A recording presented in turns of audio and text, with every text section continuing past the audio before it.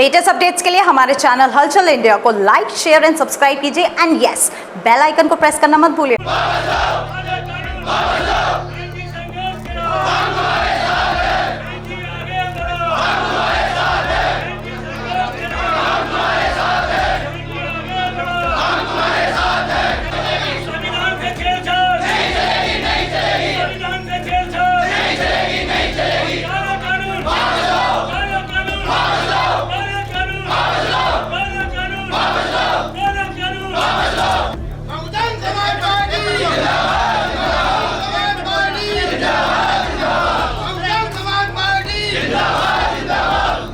Supreme court के आरक्षण को लेकर फैसले के बाद 21 अगस्त को बहुजन समाज पार्टी के बंद के ऐलान के बाद काफी राजनीतिक पार्टियां भारत बंद में शामिल हो गई। समाजवादी पार्टी भी शामिल हो गई थी और 21 अगस्त आज है और 21 अगस्त को आप देख सकते हैं कि किस तरह से आज जो बसपा का बंद का आह्वान था वो प्रदर्शन शुरू हो चुका है। और बड़ी बात यही है कि पुलिस प्रशासन पूरी की पूरी सुरक्षा व्यवस्था में मुस्तैद है और जो 2 अप्रैल 2018 को वाकया हुआ था, ऐसी तस्वीर या ऐसी स्थिति फिर से ना बन जाए, इस चीज का खास ध्यान पुलिस के द्वारा रखा गया है।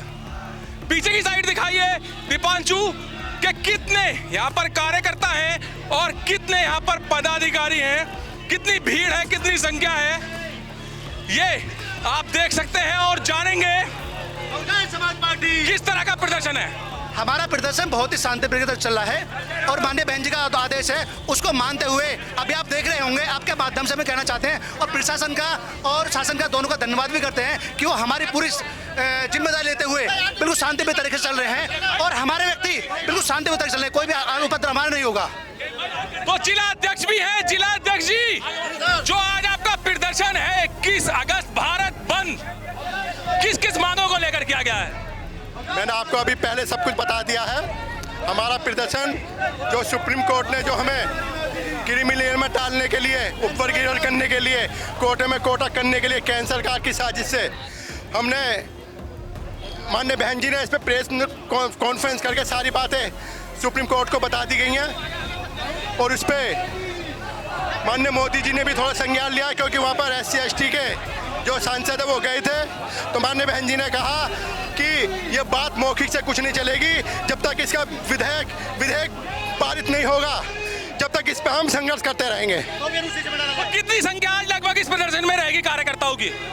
हम अनुशासन में रहकर जितने बहुजन समाज पार्टी के लोग हैं वो अनुशासन में चलने का काम कर रहे हैं और सभी दल अपने अपने संगठन को लेकर SC/ST को बचाने के लिए अपना कार्य कर रहे हैं। तो श्रीपाल जी भी हैं। श्रीपाल जी, 2 अप्रैल की बात की जाए 2018 की तो बड़ा वाकया हो गया था क्योंकि शांति प्रिय प्रदर्शन यहाँ पर कार्यकर्ताओं का और जनता का चल रहा था, मगर उसमें कुछ असामाजिक तत्व आ गए थे और उन्होंने गड़बड़ी कर दी थी। तो आज किस तरह से ध्यान रखा गया इस चीज का? आज प्रशासन से हमारी 3 दिन से बात हो रही है, जिलाध्यक्ष की हमारी, कि शांतिपूर्वक बहन जी का आदेश है कि जो अपना प्रदर्शन है वो शांतिपूर्वक करेंगे और नियम के हिसाब करेंगे।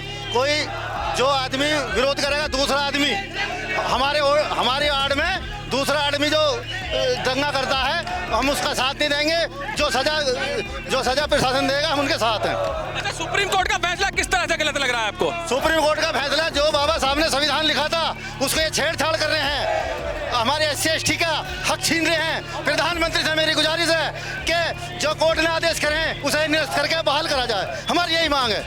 तो अब जो आपका प्रदर्शन है आज कहाँ से चलकर कहाँ पहुँचेगा? हम माननीय DM साहब के यहाँ फिर वो देंगे, बाबा साहब की तस्वीर से लेकर और कलेक्ट्रेट तक DM साहब को अपना वो सौंपेंगे, शांतिपूर्वक विज्ञापन देंगे। अच्छा, कितनी संख्या लगभग आज आपके कार्यकर्ताओं की? 10,000 हैं जी। 10,000? हाँ, वहाँ से वहाँ तक सड़क दिख नहीं रही आपको? 10,000 तो नहीं लग रही संख्या, 10,000 तो नहीं है। गिनती तो लगभग कल मिलाकर हम इकट्ठे हो जाएंगे। लगभग गिनती नहीं गिनी है पर अंदाजा है। अच्छा, ये तो यहाँ पर दीपांशु इधर की साइड आके दिखाइए किस तरह से प्रदर्शन चल रहा है। यहाँ पर 10,000 की संख्या, दीपांशु ऊपर आके दिखाइए, 10,000 की संख्या बताई जा रही है श्रीपाल जी के द्वारा। आप देख सकते हैं कि यहाँ पर 10,000 की संख्या है या कितनी संख्या है। ये संख्या 10,000 की तो नहीं है, करीब करीब 150 लोगों की यहाँ पर भीड़ दिख रही है। जहाँ पर 10,000 की संख्या बताया जा रहा था, वो 10,000 की संख्या तो यहाँ पर नहीं पहुंची है। और ये अब प्रदर्शन सीधा कलेक्ट्रेट पहुंचेगा, जहाँ पर जिला अधिकारी प्रेरणा शर्मा को ज्ञापन दिया जाएगा। और ज्ञापन देने के बाद बसपा के पदाधिकारी और कार्यकर्ता सीधे अपने कार्यालय पर जाएंगे और प्रदर्शन को खत्म करेंगे। आरक्षण को लेकर पहले बसपा ने प्रदर्शन किया, तो वहीं पर फिर समाजवादी पार्टी, उसके बाद चंद्रशेखर की पार्टी आई, यहाँ पर भीम आर्मी, और लगातार यहाँ पर काफी देर प्रदर्शन जिलाधिकारी कार्यालय पर किया। मगर साथ ही साथ आरक्षण का विरोध करने अधिवक्ता गण भी आए हैं। और अध्यक्ष जी से जानेंगे, सर किस तरह की मांग है आपकी? देखिए, जो सुप्रीम कोर्ट ने क्रीमी लेयर वाला वो जो आरक्षण के उसमें क्रीमी लेयर को जो है कानून पास किया है, उसी के विरोध में हम जो है यहाँ आए हैं। तो क्या मांगे हैं आपके ज्ञापन में? भाई, इसको जो क्रीमी लेयर वाले को इसको करा है, इसको एक तो संविधान की 9वीं अनुसूची में डाला जाए और इसको जो है समाप्त किया जाए। तो सर, जो ये आरक्षण की बात हो रही है, लगातार राजनीतिक पार्टियां भी यहाँ पर ज्ञापन देने आई हैं और आज अधिवक्ता गण भी देने आए हैं। तो सभी की बात की जाए तो सभी का कुल मिलाकर क्या मांगे हैं? भारत की सर्वोच्च न्यायालय की खंडपीठ द्वारा 1 अगस्त 2024 को जो आदेश पारित किया गया, निर्णय पारित किया गया, सबसे पहले तो हम उसका खुला विरोध करते हैं और उसका जो है उस आदेश को दलित विरोधी, संविधान विरोधी मानते हुए उसको तत्काल प्रभाव से खंडित कर क्वैश कराने की मांग करते हैं। एक बड़ा अजीब माहौल हमारे देश में पैदा हो गया है कि जो लोग आरक्षण का लाभ लेके पदाधिकारी बन जाते हैं, नौकरी पा जाते हैं, वही लोग आरक्षण का विरोध करते हैं। केवल और केवल पूरी दुनिया में अगर कोई देश है तो भारत देश है, जिस भारत देश के अंदर उच्च न्यायालय और सर्वोच्च न्यायालय के न्यायाधीश कॉलेजियम के माध्यम से नियुक्ति जिनकी होती है। उनके पिताजी पहले न्यायाधीश होते हैं, उनका बेटा फिर न्यायाधीश होता है। तो जो लोग जिन्होंने ये आदेश पारित किया है, सबसे पहले उन्हें अपने पद से त्यागपत्र देना चाहिए और वो जो किसी भी कंपटीशन को पास करने के बाद में जब वो चुन के आए तब इस तरह की बात करें। ये जो उनका आदेश है, एक पिछले काफ़ी समय से एक ऐसा वातावरण, एक माहौल बना दिया गया है देश के अंदर कि कुछ जो दलित विरोधी लोग हैं वो एक षड्यंत्र के तहत हाईकोर्ट, सुप्रीम कोर्ट में एक रिट दायर करते हैं और उसमें पैरवी पूरी ना करके अपने पक्ष में आदेश कराने का काम करते हैं। सर्वोच्च न्यायालय द्वारा, सर्वोच्च न्यायालय जो भारतीय संविधान है, संविधान में दी गई व्यवस्थाओं को पालन कराने का उनका दायित्व, उनका काम है। संविधान के अनुरूप फैसला करें। कहीं भी किसी भी जो आदेश जो पारित किया गया है वो संविधान के अनुरूप नहीं है। मेरा इस चैनल के माध्यम से सबसे पहले जो मेरा निवेदन है कि मैंने राष्ट्रपति जी को एक ज्ञापन दिया है और उसमें सबसे पहले ये मांग की है कि राष्ट्रपति महोदय को केंद्र सरकार को तत्काल प्रभाव से निर्देश देना चाहिए कि वो अध्यादेश के माध्यम से इस जो काला आदेश पारित हुआ है इसे खंडित कराए, इसे वापस ले। दूसरी मांग हमारी उनसे ये भी है कि इस जो संविधान है, अनुसूचित जाति, अनुसूचित जनजाति वर्गों के जो लोग हैं उनको जो भारतीय संविधान में आरक्षण की व्यवस्था दी गई है, इसे संविधान की 9वीं सूची में डाला जाए।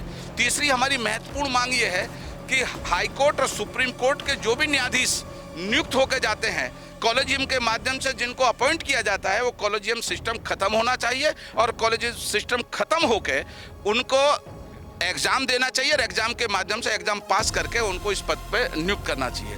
तीसरी मांग हमारी ये भी है कि जो ओबीसी के आरक्षण के विरोध में इन्होंने ये क्रीमी लेयर वाला फॉर्मूला उन पे लागू किया था, वो भी समाप्त होना चाहिए, ये भी खत्म होना चाहिए।